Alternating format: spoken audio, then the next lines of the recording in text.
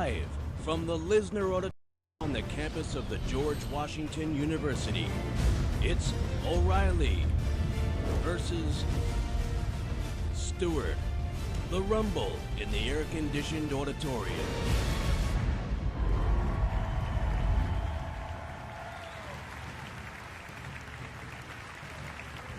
And now, please welcome your moderator for this evening, Edie Hill.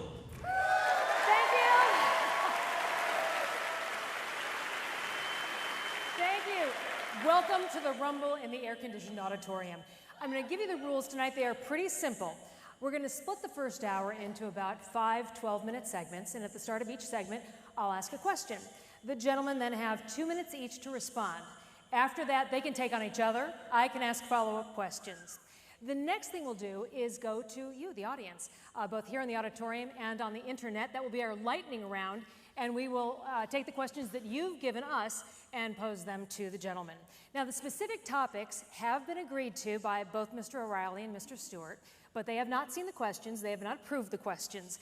And for those of you watching on the internet, the audience here has been told to please keep their cheering and perhaps their laughter to a minimum, to be respectful. At least they will try to. Now, it is my privilege to introduce tonight's Rumblers. First, you know him from the O'Reilly Factor and is the author of numerous books on the killing of presidents. From Levittown, New York, standing a gargantuan 6 feet 4 inches tall, Bill O'Reilly. And from The Daily Show with Jon Stewart, the winner of an obnoxious amount of Emmys. He's from somewhere in New Jersey. He is standing a hobbit-like 5 foot 7 inches tall, Mr. Jon Stewart.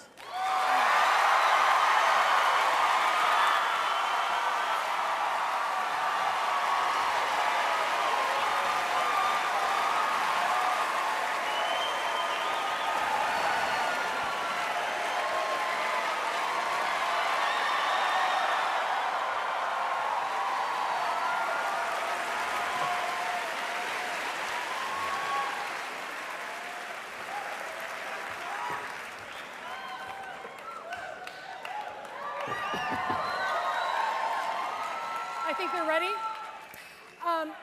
Rather than flip a coin, Mr. O'Reilly decided he goes first. Okay.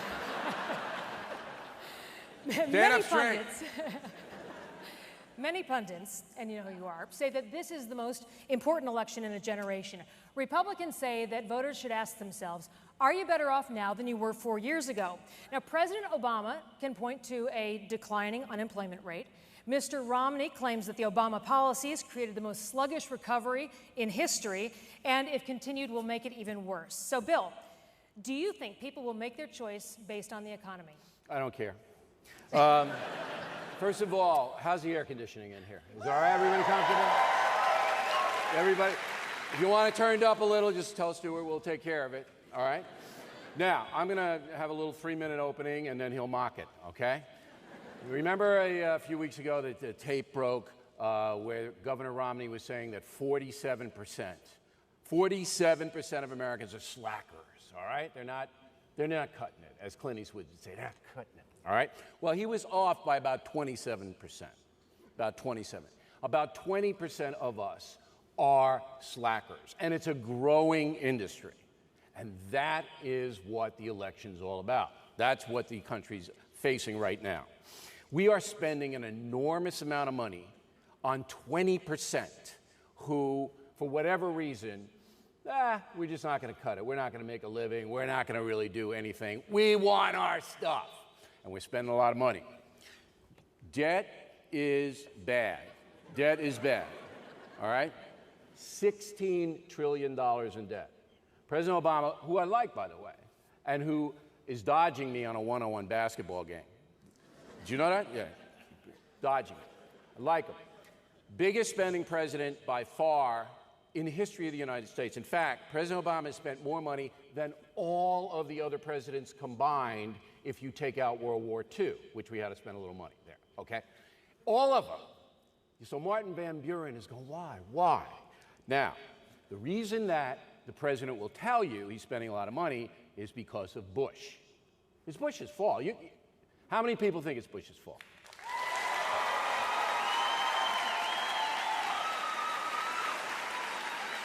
Bush is gone.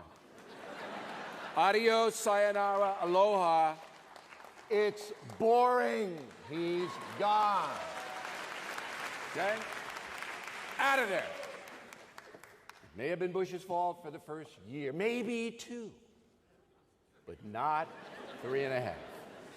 Now, and this is the final part of my opening statement, the poster person for the entitlement society is Sandra Fluck. You know Sandra? I left 2 tickets for Sandra, plus a month's supply of birth control pills at will call. Is she here tonight? No, she's not. Sandra, buy your own coupon, right? We shouldn't be paying for this or a lot of other stuff. That's why we owe $16 trillion. Thank you very much, ladies and gentlemen. That's it for me. You say, Mr. Stewart.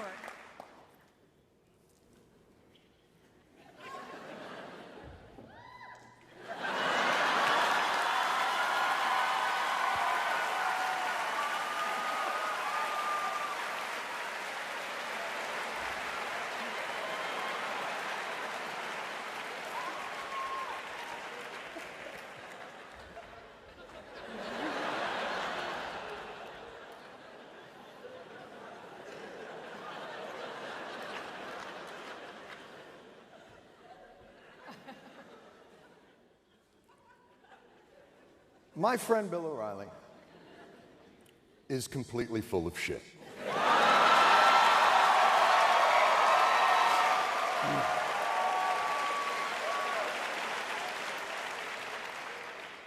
Now, he and I agree this country does face some problems. We do have some issues. What we disagree on is the scope of these issues and the cause of these issues and the timing of these issues. I believe we have very complex problems in this country, like we have had in this country low since its inception.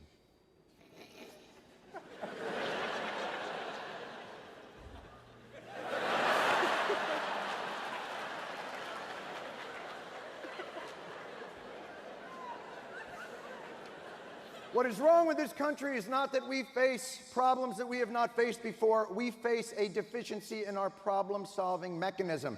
And the reason we face a difficulty in our problem-solving mechanism is that a good portion of this country has created an alternate universe in which the issues that we face revolve around a woman from Georgetown who wanted birth control, which is a health issue for women, covered on her health insurance in the same way that Viagra is covered for many others. I call this alternate reality, I call this place where these folks live Bullshit Mountain. The denizens of Bullshit Mountain believe many things. They believe that a Kenyan Muslim president has fundamentally changed the relationship between government and the people of this country. On Bullshit Mountain, they believe that if they built it, it was because of their success and a little quick moxie and freedom juice. But if life hasn't worked out for them, it is the government on their back. Oh, Bullshit Mountain is a dangerous place. Not to mention the winters on Bullshit Mountain. Oh, the winters on Bullshit Mountain are long and cold. And Christmas, the most ubiquitous holiday in the history of mankind, is under threat on Bullshit Mountain because somewhere, somehow, a parade in Tulsa has changed its name from Christmas to holiday. I have come here tonight to plead to the mayor of Bullshit Mountain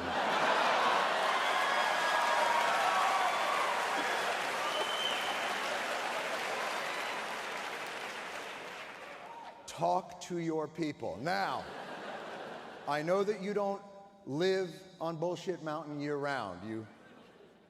Obviously have to leave for provisions, and I believe you have a summer place. But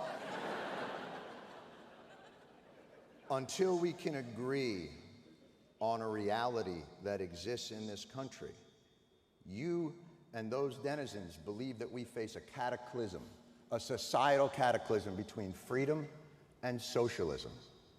And on Bullshit Mountain, our problems are amplified and our solutions simplified, and that's why they won't work. We face a debt crisis that we've never faced before. We are merely weeks from being a failed state or even worse, Greece. And the way to solve it is to kill Big Bird. Now, let me say this.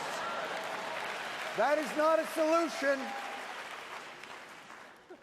And I believe tonight we will take you down from the mountain. And you can come live amongst the people once again. Thank you. I don't really have to.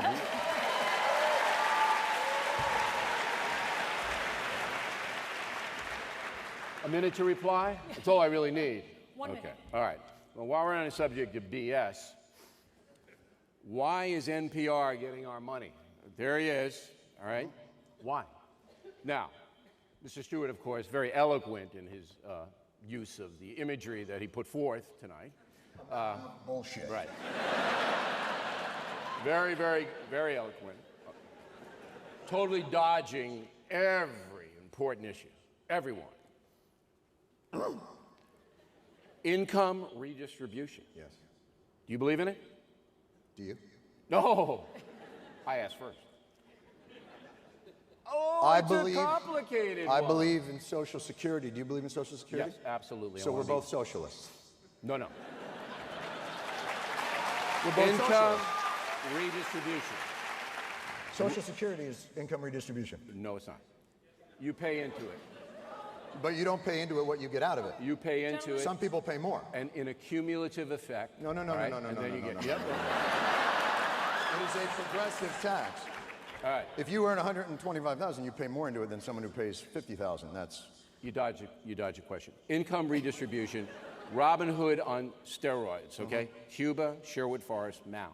Right. Now, this is not how the founding fathers envisioned us. All right. I like you much better back then. all right. I'll go halfway. So, we have a president here who believes in social justice, all right?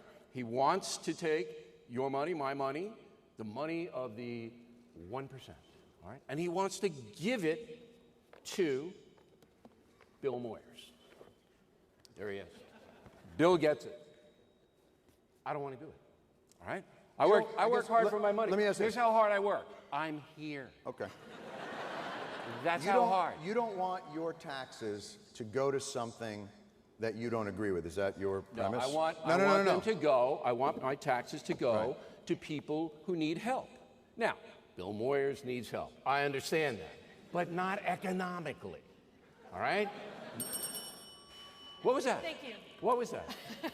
We're moving on I to don't know. questions. I don't know that I have time to unpack this. But the reason that we invest in things like public television is that it brings educational programs to communities that would not have them. It's one of the best investments we ever made as a country. Now, second of all, the investment in public television is $130 million. $130 million.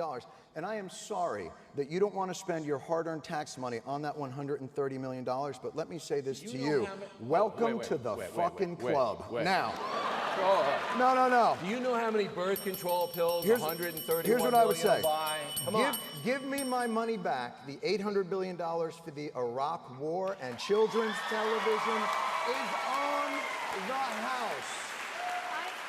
Give me the money back for the Iraq War and it's rubbers for everybody on me. Excuse me. This notion that we are not a society that when you pay in your taxes, you must agree with every single expenditure that is given is ridiculous. You know what's Here's what's ridiculous. Here's what's ridiculous. $16 trillion debt, and we got to pay for Bill Moyers. Let him compete on his own. You want an educational program? Watch your program. Spring for the cable, all right? Let him compete on his own. Well, let me ask you this then. Come on. If NPR... 16 trillion, you got to start to cut. Okay, we have Thanks. to start to cut. I'm Yeah. not sure Gentlemen, 130 million may is the we way go to to go. the questions? Oh, I'm sorry. Yeah. Can we just keep going? You're done with your opening But this is, I statements. think, a good area to go on because I think We're gonna it get to speaks that to area. scale and it speaks to the psychosis of Bullshit Mountain. So let me just very quickly get in let's this. talk about- So Bill O'Reilly has identified the $130 million from NPR because NPR should be able to compete on its own. Correct. Let me ask you this. Should Exxon be able to compete on its own? Because we give to them and other companies like it, the top 250 countries in this country, over $260 billion every year. Yeah. I actually agree with you. What? I'm not giving subsidies to anybody. Thank Phil, you. do you have a question? I actually do, yes. Oh, dear. Should I come down? Let's go with it. Come off the mountain right now. I got to tell you something. Keep going. I can see why Obama did badly in the debate. The altitude really is rough up here. My head is spinning. You mentioned earlier that President Obama didn't create the mess. He says, I got this. I got this on the first day I walked into it. So who do you think, or what do you think, is to blame for where we are economically? Bill, you go ahead. Excellent question. What is to blame for where we are economically? Yes. Excellent question. Well, May I borrow one of your cards for this?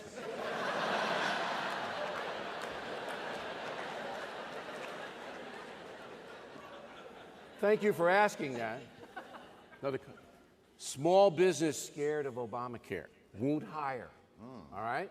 So when the government starts to call the shots in the free marketplace and the shots start to make people a little nervous, they say, hey, maybe I'm not going to hire so much. And worse than that, maybe I'll start to let people go. And maybe I won't lend any money, like the banks. You guys know that since Obama has been in office. We're allowed to bring notes? Yeah, since the president's been in office. Doesn't it feel much better now? Oh, he's back. $5,000 the average worker has lost in pay. That's a lot of dough. And gas prices have more than doubled, all right?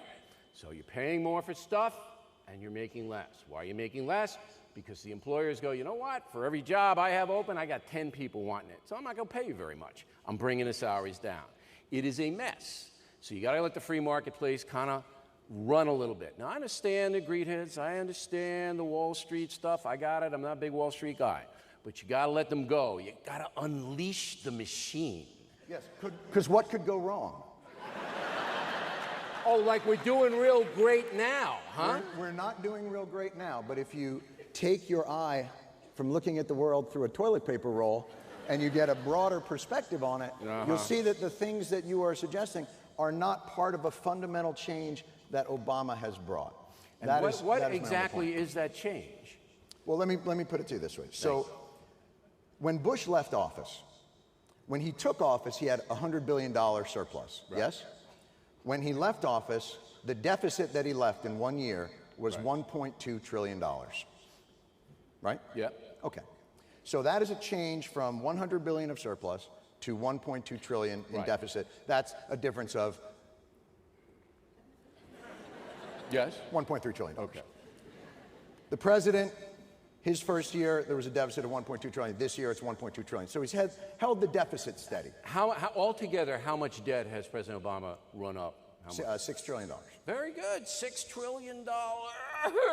Yeah, I learned that on Sesame Street. Well, let me ask you this. And what is that all Bush's fault, right? No, but what is the debt that Bush ran up? Bush. Okay. I'm not. Well. No, you see, look. No. Bush is gone. Bush is gone. I'm not defending Bush. Bush is gone. I'm not defending him. This isn't a question of defending Bush. It's Sure a it question, is. No, it's not. It's a question of putting our issues in context. No. And I know context isn't a Ridiculous. proper. You're saying, look, yeah, my guy ran up $6 trillion in debt, but what did Bush do? Come on, it's ridiculous. It doesn't matter what Bush did. The job of the president now is to get the debt under control, and you got to cut stuff. Exactly. So right now, the debt is steady. Right now, what we've done is bounce it. So No, we haven't balanced the debt. Are you kidding me? We have a the $1 deficit, trillion we deficit. have the deficit holding steady. Now, you need to go up on the mountain. It's not holding steady. It's It's $1 trillion, man, plus in 13. That's the deficit. Another trillion, Right. Stewart. In other words, it hasn't increased year to year. Oh, it hasn't increased. Are you kidding me? If he's reelected the president, we'll have a $20 trillion deficit, even if he takes all your stuff. All right? It's not going to matter. Here's what I don't understand. Your party on Bullshit Mountain I'm believes... not in a party. Right. Okay. You believe that because this other president is out of office, that the Republican Party sprang like Athena out of Zeus's head, newborn when Barack Obama was inaugurated. Here's why it matters about our debt and our deficit under Bush. What he created was a society of entitlement that we could have 2 wars that cost $800 billion and cut taxes at the same time. So if you look at the debt as a measure of it, we have $16 trillion in debt. $10 trillion of it occurred under the Bush presidency. Now, why is that important? Because the policies that he's enacted didn't occur under the Bush presidency. That was the total debt since George Washington, all right? No. You zipped it on up. No, sir, that is not correct. Look. We had a surplus under Clinton. A surplus under Clinton. No, the no, debt no, had no. been X'd out. So Bush the took debt us wasn't X'd out. You're to mixing $10 up the trillion. deficit with the debt. No, he took us No. You're missing the deficit with the deficit is yearly spending. The debt is cumulative. The debt wasn't wiped out. 1.7 trillion in Bush tax cuts, yes? That was part of the debt. I'm not going to defend Bush or the Republican Party. I'm going to tell you one thing. Yes. The highest tax revenues in the history of this nation occurred in 2007. The government got more money from we the people than any other time in history under the Bush tax the rich tax cuts. All right? Because everybody was working. Everybody was investing so that the government got all the money in 2007. Highest revenue. Now, the class warfare game is we'll boost revenue by taxing the rich. You know how much that is going to bring in a year? You know how much? 80 billion a year. Okay, it's actually 90. 90 billion a year because he's making a lot of money over So that would be $900 billion over 10 years. But seriously, we need to get rid of That's NPR. nothing. That's like nothing. Let's move on to entitlements. That's not nothing. Entitlements. Are you still here? I am. So glad I was invited. Hanging in. Let's go to entitlements, and you get to go first this time, John. The Wall Street Journal and the Washington Post recently reviewed census data. Report 49% of American households got entitlements last year, and that entitlement spending climbed even as we started moving out of the recession. So, John, do you think the expansion of entitlements is necessary, and is there a possibility it's turning us into a nation of takers? Well, first of all, we're an entitlement nation. We were born that way. We're a country that came to another country with people on it and went, yeah, I think we'll have that. Yeah, that'll be nice. Have you ever seen Oprah's Favorite Things episode? We are people that want free things. We're not an entitlement nation. We are an entitlement species.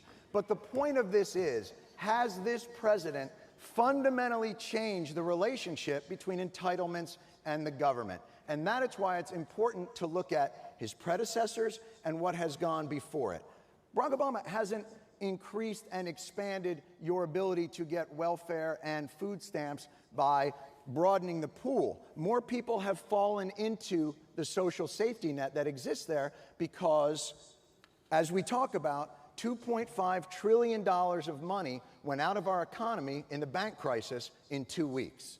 So we can all talk about how the government is spending too much money and the free market has to take us out of it, but nobody talks about the flip side of the free market, which is the bust. And we have to start understanding how they can no longer privatize their profits and socialize their losses. They can no longer begin to take all that money and when it goes out, suddenly complain that somehow the 20% of people that are hungry, that are not doing well, and by the way, 2% of people get welfare as we know it. The 2% of the people. I don't know where this 20% comes from. I don't know what the figure is. I don't even know what you're talking about. I have the figures right here. Would you like to know? I would like to know. Okay.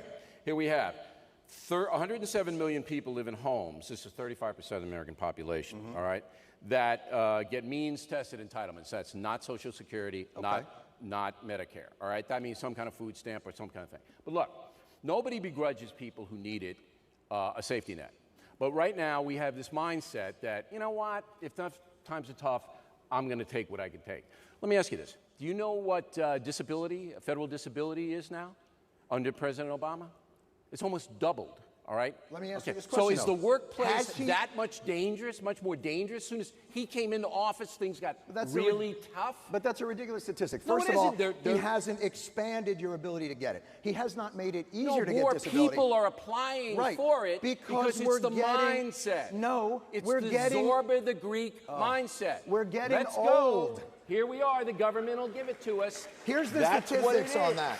The statistics on that are 40 to 50-year-olds, that has stayed steady. The largest increase in disability is people ages 60 and above, and it's not people dropping bowling balls on their foot and not wanting to work anymore, it's arthritis. Let me ask you a question. So there's a lot more arthritis now than there was 4 years ago. Hell yeah! There's a plague just came in of arthritis. And it's not 4 years ago, it's 9 million more people. But let me ask you this, and I say this because this is an important point as well, because one of the things that happens on Bullshit Mountain is this.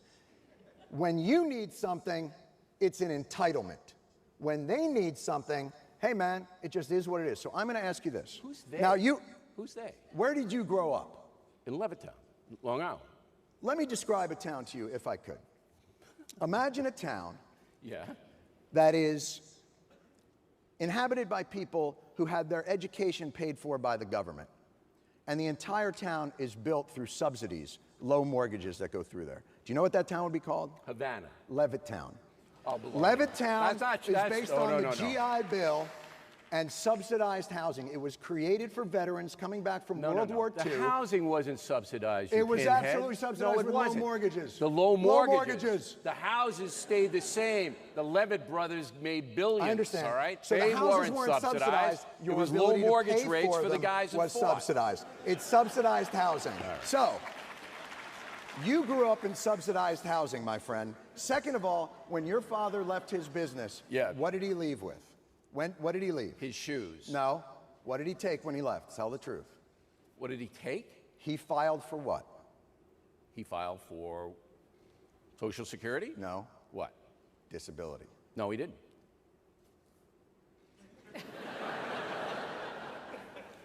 Oh, you talking about? Yeah. You're talking about? From his company. Oh, from his company, not from the government. Oh, so that's okay. See, well, this is the problem. He had colitis. Okay. Well, he had colitis. I see. So and he didn't. Wait a minute. Hold it. Right. He didn't file a federal. To his company. And what do you do if your company doesn't provide that? What do you do? Yeah. But you have colitis. But you have colitis, and you don't have a company. You work for the government. Nobody begrudges. What do you do? Wait. Nobody begrudges people who are ill on the job if they're ill on the job. You just begrudged. No. You've been begrudging all night. This is nothing but begrudging. All night long, begrudge.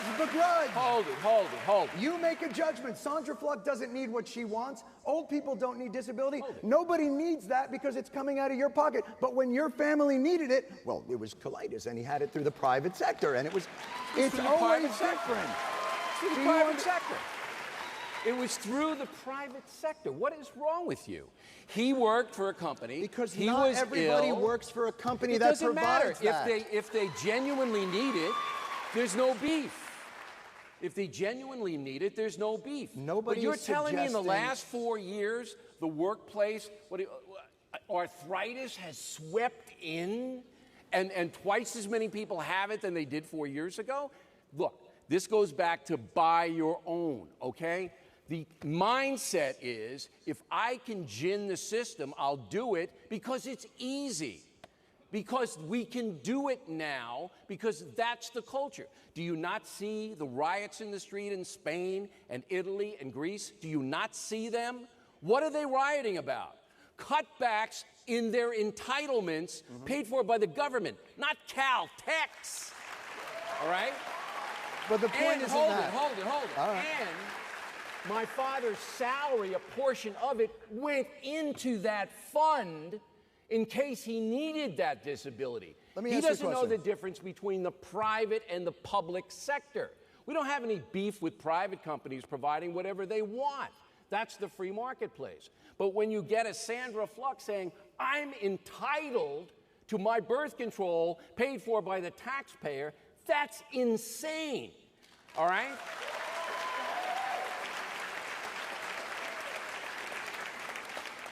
We have to understand as a society, we have already decided to take care of people who need help.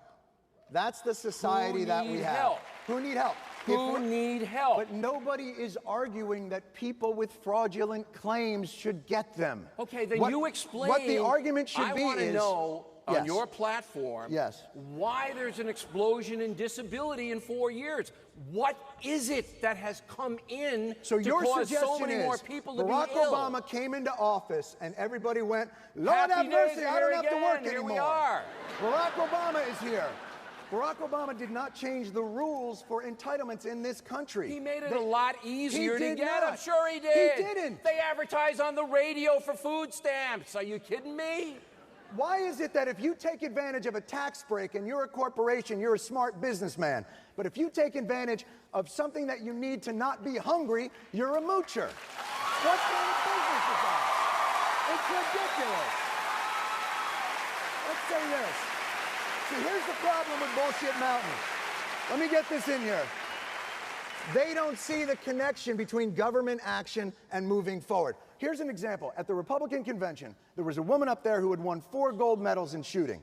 A wonderful, exciting American story. And when she was on stage at the Republican convention, she talked about how the women at the Olympics crushed it, did great, won more medals than women at the Olympics had ever won in the history of the Olympics. The U.S. women would have finished 9th if they were a country.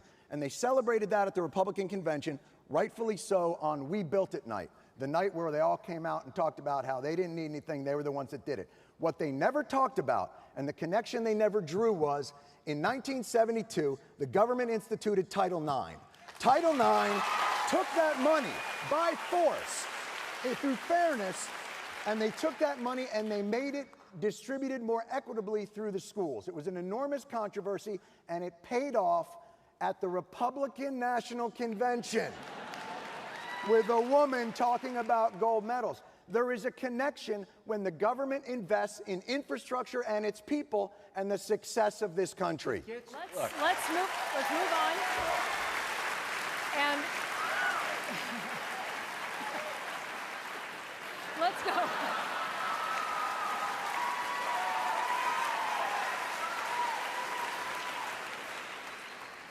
Climbing the mountain. Let's move to the Middle East. The Middle East. Wait, where'd we just go? Let's go to the Middle East. We just went to the Middle East? Bin Laden is What? dead. He's here? American troops are out of Iraq. However, even after the troops surged, the Taliban alive and well in Afghanistan. And increasingly, it appears that groups like Ansar al-Sharia are picking up where bin Laden left off. So how would you rate the president's policy in the Middle East? Bill, we start with you. Some of the president's policies against terrorism have been very good, okay? Particularly the drones. Drones, yes. Waterboards, no. Okay? I want, later you can explain this to me. Waterboarding, no. We can't do that. However, we will drop a missile in the middle of town and wipe out everyone. That's okay. But waterboarding, no. Let me agree with Bill O'Reilly and say, I agree on both these counts. We shouldn't waterboard people or drop missiles into the middle of the villages. Okay. I like the missile thing. I'm pretty down with that. Okay. This is By the way, there's logical a difference thinking, though. between You know. being on the field Right. of battle and being captured. I mean, Right. there's always been sort of a rule that once you capture somebody, you don't torture them. But that's the whole other thing. Muslim Brotherhood, not our friends, all right? Get a clue. Not our friends. So that's a mistake that the president has made in the Middle East. He's done a good job on terrorism, by Let the me way. ask you about Libya and Syria, because... Can I just very quickly? Yes, you may. again, We have to feel it's sorry just, for the Muslim it's Brotherhood? interesting about the short-term memory loss on the mountain we discussed earlier. In 2001, 2002, all we heard about was America must spread democracy to the Middle East. We must, even if it means invading their country to get them to have elections. All we had to do was spread democracy because democracy was going to keep us safe. And now we have democracy breaking out in Egypt and Libya and Tunisia, but because we didn't cause it and we didn't invade those countries and they're voting for themselves, now we have a problem with who they selected. Unfortunately, with democracy, the whole idea of it is we don't get to install the leader of that country. Okay, but that country gets to install the leader. Now, you may believe that that leader is not good for America, but that's not your choice anymore. And a policy 8 years ago of spreading democracy throughout the Middle East has suddenly become, as long as they choose the people we find acceptable. Well, of course you're going to have that attitude, but wait a minute, I don't get to choose? You get a president and you get a dead ambassador, you get to choose on how you react to that, all right? So if you're going to kiss their butts over there, they ain't going to respect you, and that's what's happening. See, once Let again, me it's break the it to you. simple Let me break solution it to to you, accomplish Stuart. as long as Here, we- let me break it to you. Yes. Another card. Iran, not frightened. Really? Not frightened. Really? Okay? There's You the know big they're bomb having- right they're there. having currency They're not riots. scared. They're having currency riots as we speak. Yeah, they're not scared of us. They may be scared of the real. They're not scared of us. And the reason is not anything that the president has done overtly, because he hasn't backed off or anything like that. That's foolish. But the signal he sends to the world is, hey, let's have a conversation. No, you're right. All right? You're right. And his voice goes up 5 octaves. No, you're right. Sometimes you have to say, if the president would only lower his voice like this. and put a stern look on his face, Like this. I think Iran will give up their nuclear ambitions. And I believe in my All- soul. Here's a clue for you, another one. All Barack Obama has to do is go on a double date with with Netanyahu, okay? Just double date with him, all right? Go anywhere with him. That sends a little message to Tehran. Hey, whoa, they might be making some stuff. Maybe we want to take a look at this, all right? But, when you say, I think hey, you want to be who the should I secretary meet? of What should I senility. do? Look, that's not a diplomatic policy to say, let's go on a double date with Netanyahu, and then You Tehran send says, a little message, all right? But when you say, gee, what do sanctions do? Netanyahu, I really can't meet with you because I have to go on The View. That doesn't send a big message. And meantime, they're polishing up the little bomb over there, he's going on The View. He's not going to talk to Netanyahu. So did they attack our embassy because Barack Obama is weak? They're not afraid of us. Did they attack our embassy because Barack Obama is weak? Did they attack it because he's weak? And because they're not afraid of us anymore? The authorities in Egypt could have and should have put the army in front of the embassy and stopped it. Are you talking about Libya or are you talking about Egypt? They did not do that because they knew you there talking would about not Libya or be are a you talking about reprisal. Egypt? They would not do it. That's why they did not do it. So the guy with the drone army that drops missiles into these towns is the one that's soft on terror, and that has what There's allowed... a difference between terror and coddling governments. There's a difference. And the Muslim Brotherhood in Cairo Are you talking about made Libya a or calculation. Look, you know they made a calculation. Everybody knew that embassy was going to get hit. And in the Libya Egyptians, or in Egypt? We're talking about Egypt now. But I thought we were talking about Libya. It's But the guy wasn't a killed in number of Egypt, he was things killed in happened, Libya. Stuart. A number of things happened. I know a number of things happened, Right. but the guy, our ambassador to Muslim Libya was the one. Brotherhood, they're in Egypt. It wasn't the Muslim Brotherhood that attacked the Libyan embassy. It was Al-Qaeda, was it not? I mean, I think it's on You want to it's on explain it to Sharia. him, or should I? Well, let me ask you. There were two let me- separate attacks. No, there were No, let me ask you 19 this separate No, attacks. there were about- two that made All around a bunch of two different countries. that made worldwide headlines. Here's all I'm going to say. One in Libya, under Bush, one in Egypt. there were 9 attacks on Let- American consulates. So the idea, once again, that somehow there is a fundamental change because Barack Obama is in office is a fiction. Like the whole thing has been a fiction. That somehow, if Barack Obama talked more like a cowboy and was nicer to Israel, somehow the Arab world would go, oh, I had no idea you guys would get mad at us for that. let me ask you about the Benghazi consulate. One more thing. So you're kind of happy the way things are going in Iran. Bill, be quiet. I am not happy the way You're kind of happy about Iran, where they're going. You're kind of happy about this policy. So basically, negating your premise means I'm happy? I don't know. I don't know where you are. You're Egypt, you're Libya, here's where I am. Democracy in the Middle East is their right as human beings, and we are not ones who can tell them who they or who not they can elect. And it is a difficult and dangerous and volatile situation. No. Nobody's saying you tell them about their democracy. You tell them you attack our embassy one more time, we're cutting off all our aid and pulling everybody out of there. That's what you tell them. Like we did in Lebanon. That's what you tell them. Like we did in Lebanon with Reagan. Like we did in Lebanon with Reagan, like we did under Bush with all the attacks on the consulates. Now Bush had the same attacks. Bush is gone. He's gone. But why are you holding one president to a different standard than the other? Because I don't have time to hold Martin Van Buren to a standard than Obama. He's in office. This is not ancient history. This is just 8 years ago. Why can't we deal with it in the context of both presidencies? Let me ask you about the Benghazi consulate, because we know that our ambassador is killed there, other Americans killed. The consulate is attacked. CNN and the Washington Post get reporters in there in 4 days. 3 weeks later, the U.S. government gets investigators in there with the FBI. And part of the reason they say is because it took a long time to get the Libyan government to approve us going in there to investigate what happened at our consulate. We have to respect them. Should we have to wait for approval? Of course. They're a democracy. If they don't want to let us in, we can't go in. No, we should just do whatever we want, whenever we want. When there's a dead American ambassador, I think we should do whatever we want. I agree that things have to be dealt with in a timely fashion, but you're making, again, a false choice. That was her. She made the false statement. It's a false choice that somehow, I think this whole situation in Libya has been mishandled by the United States government. I'm not sure why they haven't been able to get their story straight. I don't know, so I'm not going to defend that. But what I am trying to do is look at it in the larger context of American foreign policy. And that's the question of this. Somehow this idea that we project weakness and suddenly all these countries are going to take advantage of us is a fiction. And I don't believe that this president has projected a gigantic weakness around the globe, or that attacking Iraq and occupying that country projected a strength around the world. I just think that is an incorrect assumption. Bill, to be pretty blunt, and it's not this president, it's a lot of presidents, it appears that the American foreign policy has been to go into the Middle East and try to buy friends. Does that ever work? Yeah, we can buy friends. I think it worked. Yeah.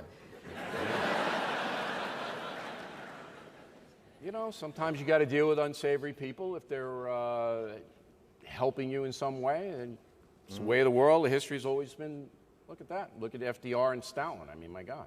So, look, it's a difficult thing in the Middle East. Wait a second. Can we just go back and contrast that with what you just said about the Muslim Brotherhood, just very quickly? So when it comes to Saudi Arabia, hey, look, sometimes you got to deal with unsavory people. When it comes to the Muslim Brotherhood, look, we got to go in there and we got to tell them, you come near us again and we're going to bomb you. That's right. Okay. Here's the difference.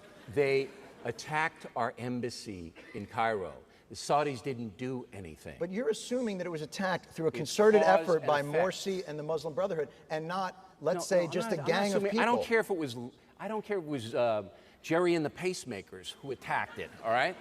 They could have stopped it. This is on the internet, Bill. I really don't think Jerry and the Pacemakers is the reference to make. You know who they are. Let me just explain something very quickly.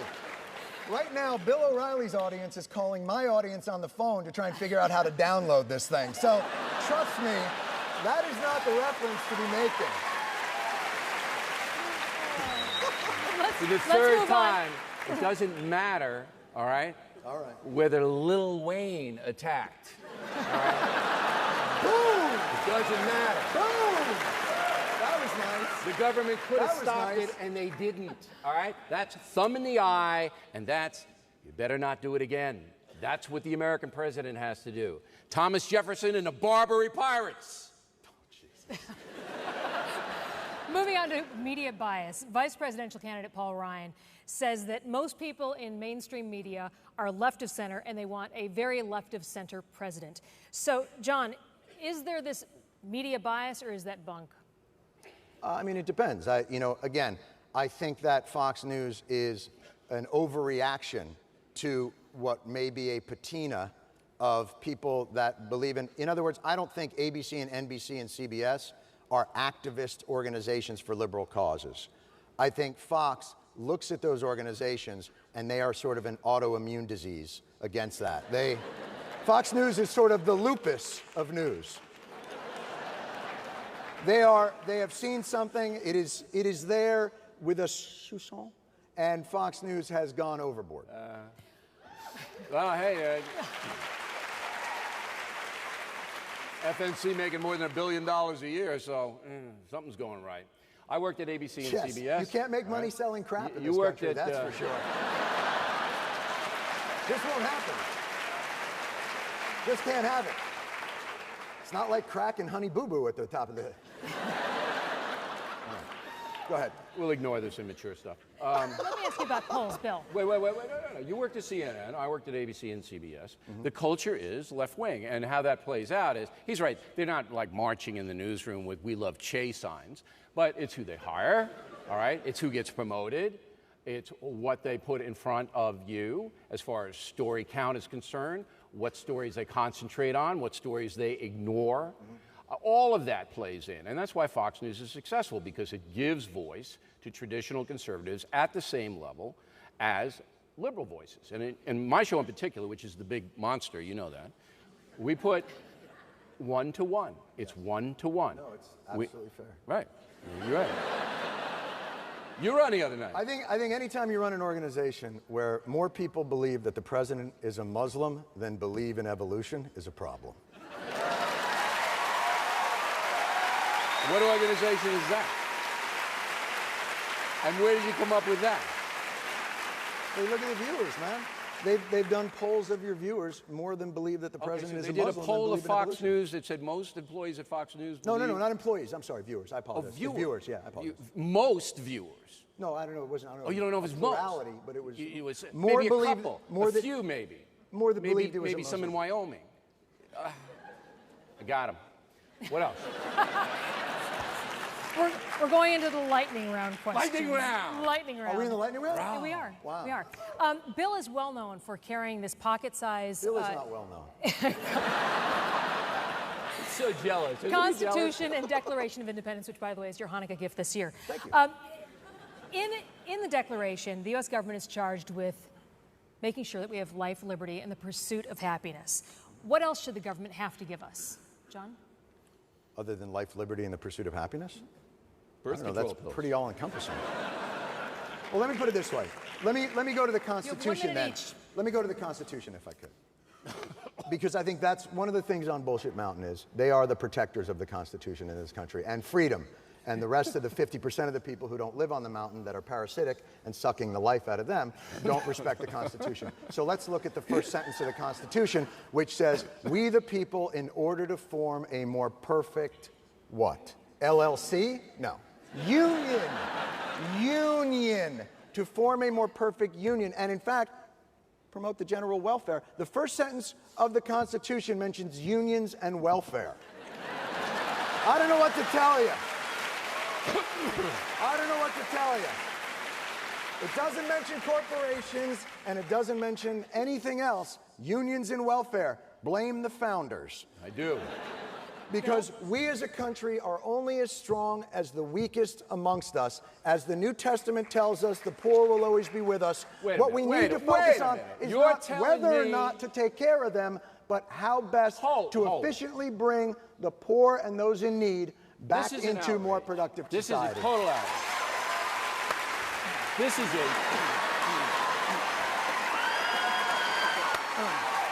This man has offended, this man over here has offended every single American. Are you going to stand there? Are you sitting or standing? I read the Bible. Are you going to stand? You know what? Here's the thing. We are only as good. But when you tell me I'm short, I don't blame the Liberal Weights and Measures Bureau or I don't suggest that my numbers are skewed and I'm really 6'1", if only the lamestream media would tell people. Yeah. I trust that I'm 5'7". That's right. And you don't know this, but the feds pay for that lift. All right? So he went in. But he's offended every single American by saying that we are only as good as our weakest link. I believe that We're is only as good as CNN? Are you kidding me? Are you kidding me? But that is why we have to work to help CNN out of this terrible predicament that they're in. Right on. We need to work together. Right on. And help CNN reintroduce themselves and this to guy productive too, society. right here, right there. Next question. A lot of folks don't realize that you chose Washington, D.C. so they could supersize their Slurpees, because you can't have it in New York. New York, Yes. Big Apple, small soda state. That is true. Should the government be counting calories for us? Well, that depends. Should the government be counting I calories? think the government should Tell us allow what adults size to. soda we can buy and we can consume. Yeah, I think adults should be able to buy whatever it is they wish to buy. Now, that being said, we have a health crisis in this country, and I know that Mitt Romney is fond of saying, well, the emergency room takes care of that for people who don't have insurance. I personally believe that this idea that everyone should have insurance is a very smart one, because it takes the socialism out of our health care program, so that we're not all paying for those who are poor to go to the health facilities. Everybody would have. Who do you think's paying for the 20 million that don't have insurance? Who do you think's paying for them? No, I'm saying that. That's why it's We're important. paying for them. No, I know I'm saying that. Okay. We're paying for them. If you hadn't have looked down at your cards, you'd have followed this. I was listening to every word, but I couldn't follow it. What was the question again? You must lose your mind in a Kinko's. Oh, you're crazy. We're going to the next one. Should the government supersize that? He's already supersized. They tell us. They tell us what size soda you can have, because They're they're talking about New York. take This is care the of The it. feds. This is Bloomberg. He has nothing It's to Bloomberg, do. but Come yeah. on. It's government. Let's go I'll to tell you one what I of your like. favorite topics. The grades on the restaurants. I like that. You like the what? The grades on the grades. restaurants, the grading system. 1 rat, 2 rat, 3 rats? Yeah. Yeah, I like that. A, B, C, D. I think that works out. What rodent is One the of plot the du favorite jour? topics the two of you have is there a war on Christmas? And if there has been this war on Christmas, who won? Yeah, that's not fair. War on Christmas? Here? Come on. Let me handle this. Oh, yeah. No. In this country, I believe that this Christmas thing, look, I think people have confused not being able to pray everywhere with not being able to pray anywhere. And I think they've confused the loss of absolute power with persecution. And the idea that Christmas, I'm a Jew. If you think Christmas isn't celebrated in this country as Christmas, walk a mile in Hanukkah shoes, brother, because you have no idea. Now, I get it. Let me say this. I get it. They are celebrating the birth of their Savior, and I dig that. That's an important thing. And we're celebrating that the oil lasted longer than we thought it would, all right? It's not equivalent necessarily, but when I hear them complaining about, oh my God, I mean, Fox News, the headquarters of Fox News is what, in Rockefeller Center. If you walk outside of Fox News, it looks like Santa Claus exploded in December. There's the Christmas Spectacular at Radio City Music Hall. There's the Rockefeller Christmas tree. Like, this whole idea is insanity. Yeah, I know. First of all, we won the war on Christmas, number one. And number two, the reason it was launched, The reason it was launched, you remember, was the ACLU, all right, filed a number of lawsuits against little towns. Yes. They had the baby Jesus in the manger, Yes. in the square, along with the menorah, along with the Star and Crescent, along with the McDonald's logo. Everybody was there, all right? Well, but as the long as you're not ACLU, being baby dismissive. Jesus, get him out of there. Slap the baby Jesus. Yes. All right. They filed lawsuits, Yes. on paper. Yes. All right? Now, how we won? Barack Obama dropped a drone on ACLU headquarters. Boom, they're done. All right? Good. In addition, And by the way, why do we say Merry Christmas more than one day? It's a birthday, right? Like, when it's your birthday, do people that whole month be like, Happy birthday? Like, no.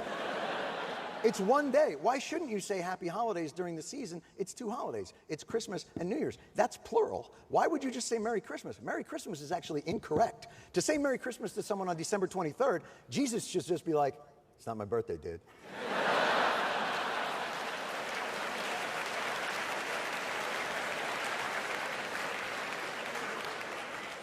Something we haven't heard about much on the campaign trail, immigration reform. Immigration reform. Why not? Why haven't we heard of them talking about that? Wait, what? Oh, no, I think, again, if you were to look at the situation, it is, I think, a smart thing to get children of immigrants who have been illegal, had nothing to do with it, into the system. And I actually think it'd be much smarter if we would find a way to secure the border, but take care of the people who are illegal that are here and give them a path to citizenship. But I don't know why we're talking about this in that manner, because we're just going to build a wall, actually double wall, and a moat with crocodiles. And Joe Arpaio is just going to walk back and forth with a flashlight. I don't have any beef. I think that you should be humane, because it's the federal government's fault. It's a mess anyway. They did it. Socialist. So these people in there. Anyway. You don't have any Did you see how Viejo. Did you see how the Telemundo guys worked your guy over, though, on the, hey, you promised to do something and you didn't do anything? Did you see that? Did you see the interview? I did. The Telemundo guys? Yeah, I saw it. And they said in It's Spanish amazing and that English. the liberal So left-wing like that, media yeah, they were would doing that. do that kind of thing. And then the president said, Yeah. Oh. I saw. Okay. And that was the best interview, by the way, these Telemundo people. That was the best one so far in the campaign. You think? Yeah, they haven't come through me yet, though. Neither. And I'm such a Republican shill. Mitt Romney's kicking my door in to get in there, Yeah. Military service. Should there be mandatory military or public service? Is that a good idea? I think that what we've done with the military in this country is tragic. I think that there was a bill that was in the Senate that Republicans filibustered, that Senator Tom Coburn put a hold on. There was a $1 billion jobs bill for veterans that he said we're not paying for and we should not fund, and therefore it should not happen. Yet he and many of those other senators had no problem spending $800 billion to make those people veterans, even though that money wasn't funded or paid for by taxes. So I think it's atrocious what we've done to veterans. And secondly, that is another thing. The idea that we sent these guys off to war, we didn't pay for it, we didn't ask for any sacrifice. Bush said, we are in a generational war, a war of our lives, but don't worry, we're not going to raise taxes and we're not going to make you go fight it or have any sacrifices. It is outrageous, and I think there should be a draft, not necessarily just for the military, but kids should have at least 1 year where they have to do some form of service, whether it be military or public service or something along those lines, and that's what I would vote for. I'm against the draft. You know, I'm against the draft because the way it is now, we need a very good professional armed forces. We have it. We have the best armed forces in the world. I don't know the bill that you're referring to. I'd have to see what there are riders on a lot of these bills. So the headline sounds good, and there's 15 things underneath. That might have been derailed. But Stewart and I are pretty simpatico on this, that we got to do everything we can for military people to make sure they're rewarded when they come home, because they had a really rough go of it in Afghanistan and Iraq. It was in both places, awful, terrible theaters. We should not have gone to Iraq. Afghanistan, we had to.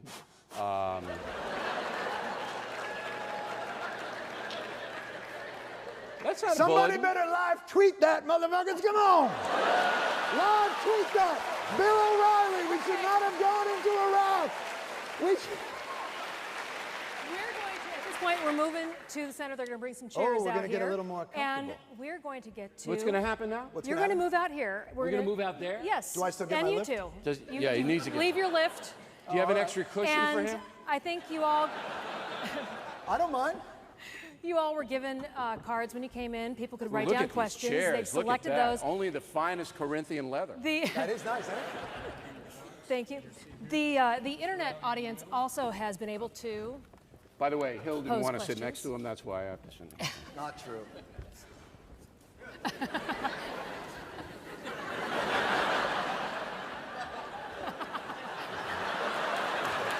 Appreciate it. Thank you. Thank you. Next, we're going to take away one of the chairs and play a little music.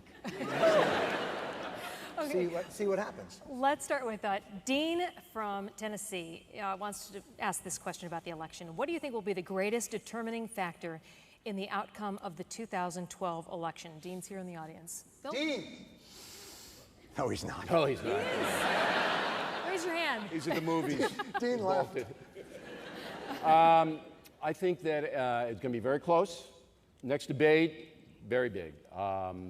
Because the final debate's on foreign policy, and people are more interested in the economy and stuff like that. So that's going to be like that. Now, the next debate, though, is really, it's an interesting debate because it's a town hall, which means guys get up there and say, well, I know that, so about 3/4 of the debate. Wait, who's debating in this again? What is it? It's the regular folks ask the question. And I saw my cousin, you know. So a lot of airtime that's going to be lost. I would just rather have them like Stewart and me, wouldn't you? Right up here? Hey, that's how to do it. John? Yeah. Yeah, fine. This question from the internet, Jeffrey from Utah. The current way we elect our president disenfranchises millions of voters by making only a few states count in the actual election. It forces presidential candidates to focus on just a few and ignore the rest. So wouldn't making the popular vote the deciding factor be a more effective way to choose our president? John? Jeffrey's not kidding around. Yeah, I have no problem with that. The Electoral College makes absolutely no sense to me. So I have no problem with there being a popular vote. And the people I feel bad for, honestly, if I live in Ohio, I'm just annoyed that every 4 years, this phalanx of candidates and reporters descend on my state, promise me the moon, and then November 7th or 8th, fly the hell out of there and don't come back for another 4 years. And I would think that that is incredibly frustrating for a state.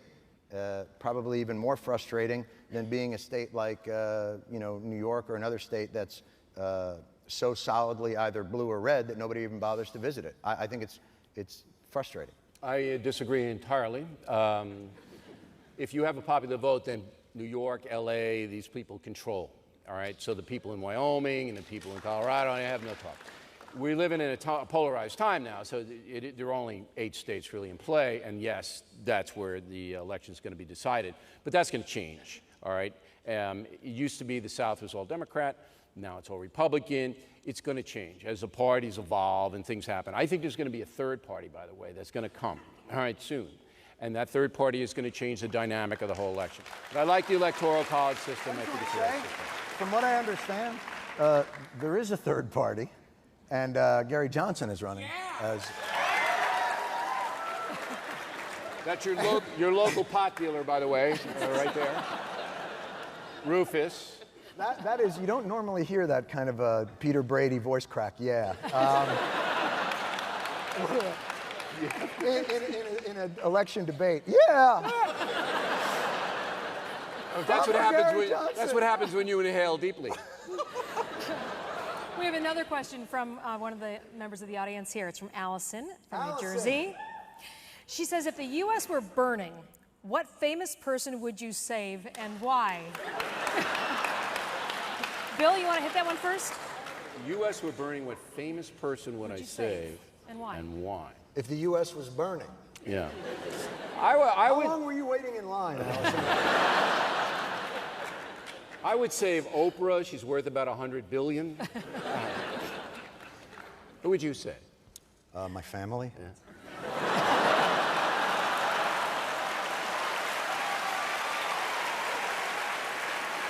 But hey, listen. Oprah's a great answer, too. From the internet, Alex from California writes, if either of you were supreme ruler of the civilized world... Yes! You have opened a can of worms there. What type of government would you put in place? John? I would put in place pretty much what we have, which is... Socialism? A social democracy. Look, you're socialist too, dude. If you're for Social Security... And if you're for Social Security and Medicare, we're all socialists. This argument is about what shade of red we are. That's it. It's like that old joke about, would you sleep with me for $1 million? Sure. No. Would you sleep with me for $1? No, but we've already established what you are. So you'd be a socialist and we'd live in Cuba. I would put in pretty much a more participatory democracy. So I would basically, mob rule. Here's what I would do. This is unconstitutional now, but you would have to vote to be able to vote the next time. You see, if you sat it out one time, then you'd miss a round. So I would say, look, you have a... Yeah, let's do it like a game of chutes and ladders. Right. You have an obligation. If you land on red, you can only vote for congressional elections. I want the here's folks. how it goes. I want the folks to be more involved because right now we have 50% of the people know nothing. Jersey Shore people, you know these people, the Colbert watchers. Natasha from Washington, D.C. is here in Not the everyone's audience. as bright as the Fox viewer, but we do what we can. Just jealous. Natasha asked this question. How would you modify the healthcare system if you were president? Bill?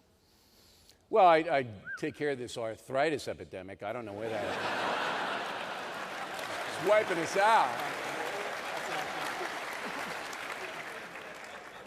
Well, who do you think let's put it this way. In terms of healthcare, do you think everyone should have it? I think everyone should have access to it. Do I think we should pay for people's health care who are able-bodied? No. Should we pay for veterans' healthcare? Yes. Should we pay for, because they deserve the best? They should have what my father had when he came back from World War II, is they should have discounted health care premiums, just like they got discounted mortgages. They should be rewarded for their service. So they should have the best health care they should have. Well, the health care... Is the system that they have now the best they can have? The best that we have to offer in this country? No. I think the whole health care system has to be reorganized in this country. In what way? It has to be basically run by insurance companies, not the government, all right? Listen to me, listen to me. Listen to me. I don't want to have to come down there. You have the private insurance companies, however, they have mandates. They can't throw you off if you're sick. They have to keep basically... Did you just say mandates? Yes, mandates. The government has an oversight capacity, doesn't take it over because the government's going to screw it up. They have oversight capacity. And the insurance companies compete nationwide. The lizard can go to all the states. Right now, you can't do that. That drives it down, the cost of health insurance. It doesn't drive it down. It Yes, just makes it does. it forces It's everybody. competition. No, because in Alabama the cost is very different than what is in New York City, and everybody from New York City then gets their insurance in the same way that your credit card rates come from. You get charged just what one they state. want in each state because of the difference in the cost of living. However, you have 10 insurance companies in the market, not 2. That's what's driving it up. Right now, they limit how many insurance companies can sell in your state. And of course you knew that, I'm sure you did, but I'd let everybody compete, which drives Here's it what down. I would do with healthcare. I would decouple it from work. I would make sure that employers are not responsible for the healthcare. What that would do is free people up to have more mobility in terms of changing jobs, in terms of not worrying about illness, putting them into bankruptcy, and all those types of situations that we're in now. And the only way to do that is through a single-payer system. And a single-payer system is the only way that will effectively manage health care and keep costs down and make sure that employers, if you free up employers from having to put so many and so much of their money into insuring their employees, you will create an enormous surge of... But you want the government to run this, all right? So that's where it's going to break down. The government can't. It's not set up to do it. This gets to a fundamental point. Some people say that the government that governs least governs best. I say the government that governs best governs best. The problem that we have is you look at this situation and you say, government can't do the job. They're not good enough or set up to do that. All you have to do is go to Canada or Britain and see what they have there. They run it, and you can't get an operation in Canada. They have to come here for it. And in Britain, everybody's teeth have fallen out, all right? I lived in England for a year. I know what the system is. The government can't do it. No one in those places, though, goes broke because they have a medical condition, Nobody because goes they're broke. covered. So, They don't get good care. well, what I'm saying is, do you think America can do it better? Let me put it this way: is government No, just, I don't is think they can government do it better. incompetent? Is government in this incompetent? area, yes. What You're not area set is up it to competent in? It's competent in the military area. So why collecting can't we, taxes, but they it's can do the that. same people. Why is it that you Not the trust same people. You trust the government to make bombs and invade another country, No, I don't. but not I don't to trust pass the government out to do cheese. that. But do you understand what I'm saying? Why is it that the Because government is competent in military but can't handle You health let care? medical people run it. You don't let the government run a complicated system. Crazy. You hire medical people into the system to help run it. Oh, I see. So you drag them out of their house and say you're going to come in and you're going to run our That's come on. Look, just talk to doctors. They don't want all this Obamacare. It's a mess. It's chaotic. It's not going to be cost efficient. Let the free market run it with very strict The free market has oversight. been running it. 70 million And it's a people mess. don't have insurance. That's right. So the free market has failed us in No, this you can instance. have government regulation of it, just don't have them run it. So, but why are they able? Why is government able to run a complex organization like the military? Because Why are it's they tradition. They have hundreds of years of doing it. Well, hold it. Did you miss the Revolutionary War? We have hundreds of years of doing it. Dr. Kildare did not work for the feds, all right? There's no basis for them to run the show. The only thing they can That may be the only silliest they thing can you've do said is all put night. some- That What? may be the silliest thing you've What, said that all there's a night. military tradition in America? No, not that there's a military tradition, that because there's a military tradition, that's Yeah. why the government runs an effective They know military. how to do that. They know how to organize that. They don't know the first thing about medical care and how to deliver it. It's insane. Doctors do, but they know how to organize a bureaucracy and administrate it. I'm not saying they're good at it. I'm saying, why not apply the military ethic, the military work ethic, the sense of service, the sense of duty to country to the healthcare system, bring up people that can learn how to do it, and create a system that can work for all Americans and be efficient at doing that. If we can figure out how to do, I was in Afghanistan, to see what they've built in the desert there is phenomenal. If you're telling me they can't set up clinics that can run effectively in this country, Sure. that's ridiculous. You could set up You're clinics. saying that the military that's can doable. build nations in Iraq and Afghanistan, but they can't do it here. Why can't they take, there are medics in the military. Why not take the medics in the military, bring them into the government, and let them run the healthcare system? Bring them into the government? They're already in the government. Bring them let in? them run it. I feel like I'm Let sitting next them to run it. Deepak Chopra here. And then we'll have chimes and with chimes everywhere. And then they'll come and heal us. We'll be healed. Come, it's just, look, clinics, fine. They can't what run I said. Deborah from Start calling you Texas Deepak. Go ahead. sends this in via the internet. How is it that two personalities such as yourselves, who are almost polar opposites politically, share a willingness to come together when Congress can't? What advice would you give Congress?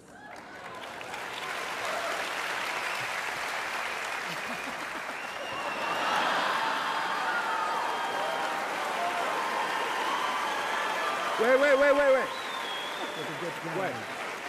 And what would you like for Christmas, little boy? Get off.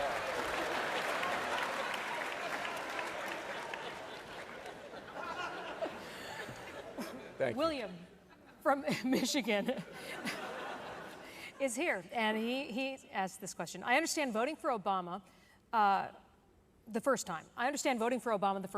What would justify voting for him this time? John? I mean, I don't know what to tell you, kid. You know, it's a race between him and Mitt Romney. That would, it's not, you know what? Here's what I would say. Turns out Lincoln ain't running this year. So, you know, I think you got to look at it like, you know, you judge it, but I don't think it's a slam dunk either way. I think for people who say, like, Obama is the worst president in history, which I guess is your program from 9 to 5. I told you, I'm not an Obama basher. I don't agree with that either. And I think there have been areas where he's done a very effective job in stabilizing certain things that had really fallen into catastrophic state with that economic crisis that was the worst since the Great Depression. And there are areas where I think he's disappointed people, but, you know, I don't know of a president that hasn't. And it's a choice between Mitt Romney and Barack Obama, and that's how you'll make your judgment. Leslie from Michigan emails this in. Why don't we reduce or stop foreign aid with our deficit so high? Shouldn't aid to ourselves come first? If the USA becomes totally bankrupt, who would help us? What am I missing? Well, it's true that under President Obama, foreign aid is almost doubled in 3 years, and most people don't know that, but we are sending a lot. But we have to send money to certain countries to buy them, and we do. We send money and we buy them. Daddy, can I have Peru? There's not that. That's not the big problem. Foreign aid. It's a very, very small. Yeah. Yeah. But NPR. That's a problem. That's symptomatic of it. The taxes that Stewart and I pay pretty much knock the foreign aid thing down. Go ahead. Jennifer from Maryland writes this. She's in the audience. Who is your political hero and why? John? Now? Yeah, right. I would say Robert Kennedy. I think he had a passion and a depth of belief and an optimism and a tenacity that I very much admired. And he was one of the first, when I was very young, one of the first people that I remember learning about. And, you know, maybe his death sort of left an indelible mark. But I felt that Robert Kennedy was a man of political integrity in that regard. I can't believe he said that. Why? Because I'm a big Robert Kennedy fan. Oh. I got a book out, Killing Kennedy, and Oh, Robert for God's Kennedy. sake. And Robert Kennedy is prominent in that book. And you see what he just said is true, unfortunately. But what about Fidel? I know you like him. Yes. I would say, for me, and I really admire Robert Kennedy, it would be Abraham Lincoln. And I have a book about Abraham. And Abraham Lincoln gave his life for his country. He did. If you look at Abraham Lincoln, a big strapping 6'3" guy, and was chopping that wood. And in 3 years, he's hunched over. He's aged 35 years. He carried the whole thing on his back, kept the Union together. Extraordinary individual. Really, we need an Abraham Lincoln now in this country. You know what? Here's a question that I think is right. Would an Abraham Lincoln in this day and age be an Abraham Lincoln, or would the tenacity of the 24-hour news cycle find a way to turn him into just some skinny guy with a beard that can't, you know? In his day, Lincoln was the most hated man in the country. He didn't have the 24/7 drumbeat, but he couldn't go out. They were throwing stuff at him, and I mean, and particularly when the North was not doing well in the war. So it was inside Lincoln, not outside, and we need somebody like that. John from Minnesota emails in. Years ago, Walter Cronkite was called the most trusted man in America, to which news person, journalist, or reporter would, of course, you two excluded, would you assign that title today? Got to be Bill Morris, right? I think, you know, in the same way that market share is divided, I just don't think that that is a relevant title in a country that is so niche-oriented when it comes to the way people digest information. I just don't think there's, in the same way that we don't all share the same television experience, there is no most trusted man in America. There's a most trusted man on red sites, a most trusted man on blue sites. There are, and I think that even the idea of exercising editorial authority has been diminished in some ways by your boss, Ailes, who has felt, I think what he's done is sort of created this idea that any exercise of editorial authority is elitist, while I think himself exercising pretty strong editorial authority. That's not true, because I can do whatever I want. He never interferes with what I say. You're a different animal. Well, I was in the beginning. I was in the beginning. The absolute best journalist ever on television is the late Mike Wallace. Best, most honest, the guy was unbelievable. So that's where I'm leaving it. Mike is here in the audience, and he asks this question. If you could see any American elected president, who would you choose, and why? Well, I'd say Clint Eastwood would have to be my guy. Well, why don't we ask him?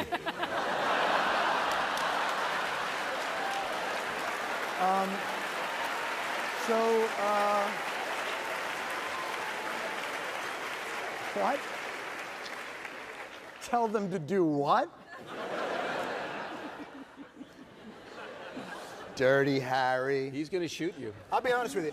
I think Bill Clinton would get elected in this country with 70% of the vote right now. I think he would. Either he or Hillary could run right now, and they would be elected with 70% of the vote. Both of them? I think they could run it as like a Edie Gourmet, Steve Lawrence Paul thing. and Paul? I think that's how they could do it. Kendall and Avery are here in the audience. Kendall and Avery? Are here in the audience? That's my name of my indie band. What do you think is the most fundamental problem with the public political discourse? Stewart.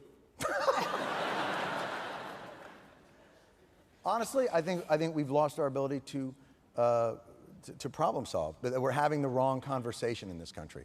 That the conversation we're having in this country is about a fundamental clash of civilizations, when I think we have basically agreed that we're a social democracy. Like, whether you want to get around it or not, this isn't a conversation between freedom and tyranny and capitalism and socialism.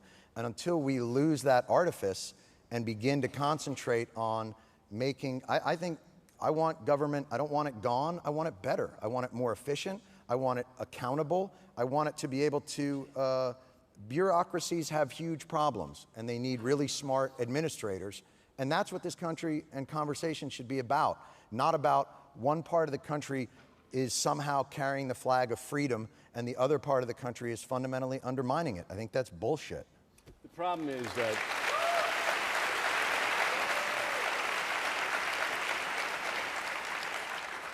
by the way, I have no idea what you just said, but the problem with the discourse deal. You went to Harvard, dude. Is, Stop I know. playing.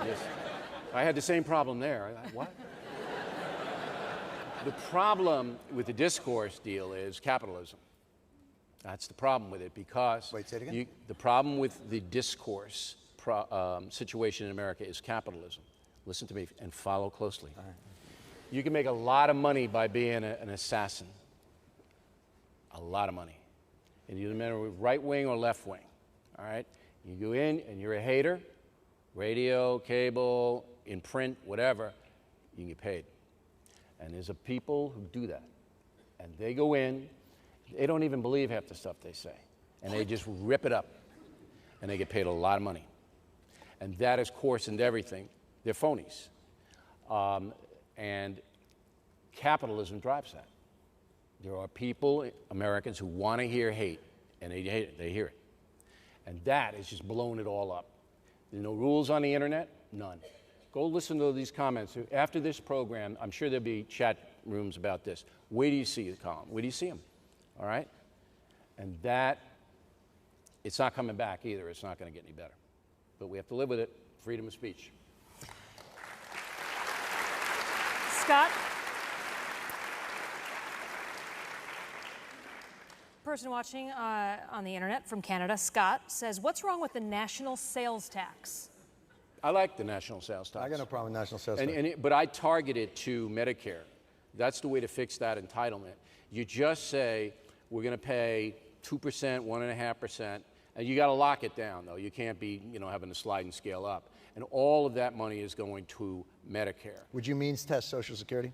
No, because Social Security is basically, right now, can be fixed in the sense that you have to elevate the age. That's, you just have to. I mean, life expectancy People now are is getting 112 in Delaware. So people are living more, okay? And, if you work out like Jane Fonda, you're in good shape and all that. So you raise it, and then if you're wealthy, like Donald Trump and Jon Stewart, you don't really need it, right? So I think we can massage that and get that under control, do the 1.5% or 2% national sales tax, get the Medicare thing under control, and begin to bring down this horrible debt that is going to ruin this country. Thank you very much, ladies and gentlemen.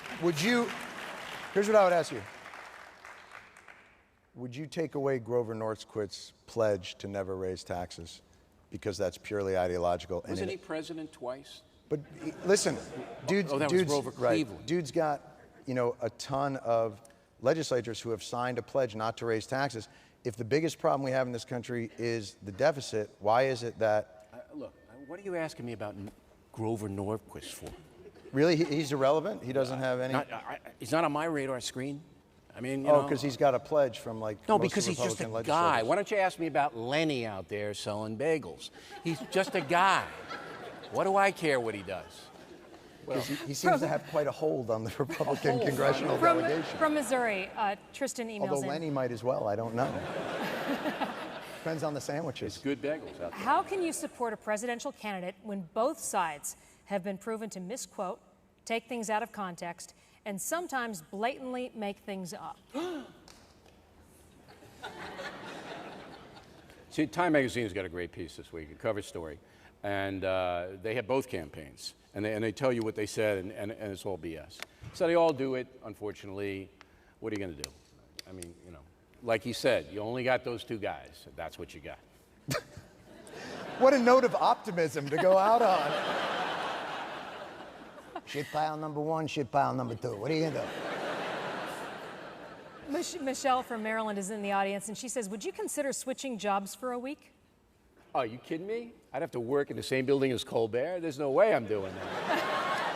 By the way, we don't work in the same building. Like, Comedy Central's not the real world. We don't, like, share a room. But I would love to, you know, I come over and I visit Fox News every now and again, and it's nice because the Eye of Mordor is above the building. And when you come in, it's kind of funny because you go through, and whenever I walk through the building, little heads pop there. You know, it's like sort of like that scene in Indiana Jones when all those kid miners were working. And Indiana came through and they all looked up like, Sahib, you know. But they really have that look in their eyes like, take us with you. I, for one, though, would really like to see Stewart doing the factor, you know, in the beginning of the program when he goes, caution, you're about to enter the no spin zone. The factor starts right now. You know why I would say that is the only way I would do it is if somebody kicked me really hard in the nuts. That's why I'd sound Kathleen like that. from Maryland emails in, what do you respect most about your opponent in this debate? Ooh, Kathleen, very new age.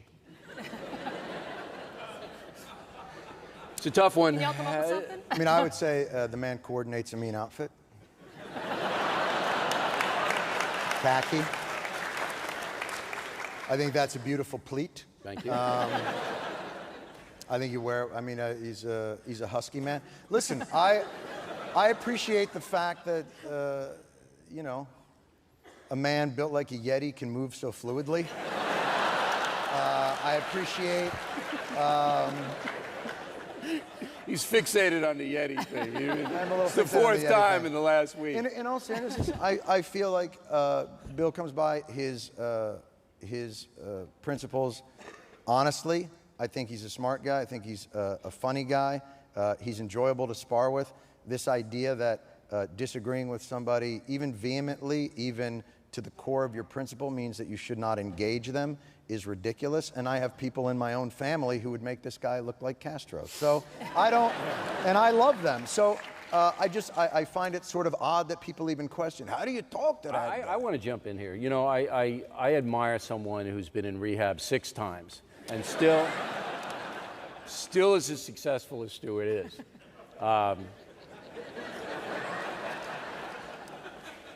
He's like every guy ever cut off at a bar. I mean, it's the kind of thing. Stewart tomorrow is going to visit the wounded troops.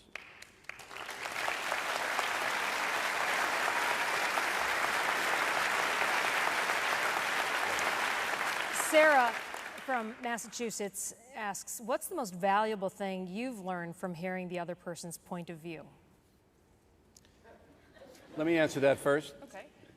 Now I know I'm right.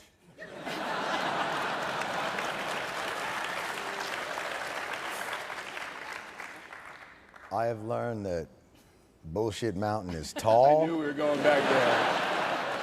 I knew Bullshit that. Mountain is wide. And it deep. Wrapping it up, Jason from New Jersey asks, if you had one piece of advice for the youth of America, what would it be?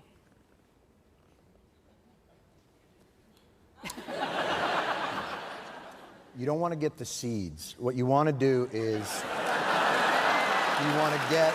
It's called the seeds or the swag. So I don't know if they still have LPs, but you open up an LP and you get the shake. And you... Here's what I would say. You know, everybody talks about the entitlement generation. You know, there is no time I would rather live in than now, and there is no generation I would more entrust the future of this country to this one. I've been very impressed with the people that I've met in colleges now. I've been very impressed with young people and their commitment to want to do anything. And there's a tendency to live in a nostalgic state in this country and think that other generations possessed an integrity and a tenacity greater than the generation that is now. And I wholeheartedly disagree with that. And I believe that this is a group that will rise up to any challenge that comes before them, as well as any other generation in America would have done. So my advice to them would be, please don't think of me as an entitled moocher when I'm collecting my government benefits. Bill. All right. Young pinheads. Work hard, be honest, get off the net, go outside, travel as much as you can, find your passion. Everybody's good at somebody. Everybody's good at something. Find what you're good at. Everybody. That's why I believe in God. Everybody has a talent. Find what you're good at and make money doing it. So, usually at the end of these debates, and I'm sure it'll happen on the internet, you know, a winner is picked, a loser is picked, but I think everybody wins this time. Everybody wins. Everybody wins in this one. And wait. How about a nice hand for Edie Hill for putting up with us? And better than Jim Lehrer. we have a parting gift. Wow. Look at For this. the winners. Very good. Thank you for coming out, everyone. Thank you for coming out to see us. Thanks a lot. A lot of fun.